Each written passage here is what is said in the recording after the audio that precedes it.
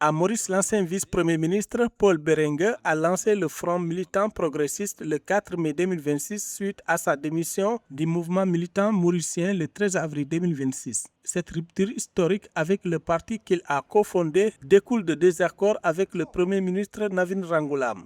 Un congrès fondateur se tiendra le samedi 9 mai 2026 pour structurer le nouveau mouvement. Lors de cet événement, le document principe fondateur détaillant 10 axes majeurs sera présenté aux militants. Ce rendez-vous marque une étape décisive pour l'organisation formelle de cette nouvelle force politique mauricienne.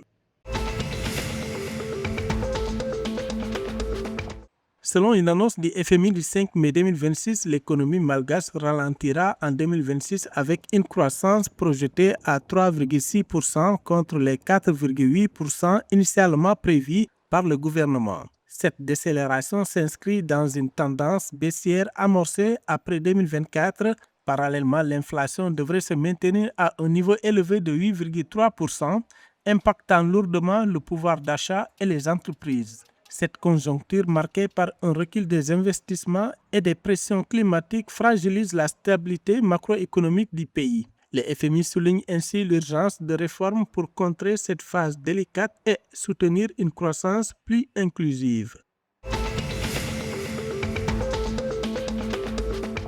La Banque mondiale a présenté le 5 mai 2026 un plan pour ériger Victoria, capitale des Seychelles, en centre d'excellence régional du tourisme durable. Ce projet vise à transformer l'archipel en modèle continental pour rehausser les standards de gestion des destinations et de résilience. Le président Patrick Hermini a proposé d'appuyer cette initiative par un apprentissage sud-sud structuré incluant des échanges entre pairs et des outils pratiques. Ce partenariat stratégique renforce la position des Seychelles comme leader de la diversification économique et du développement durable en Afrique.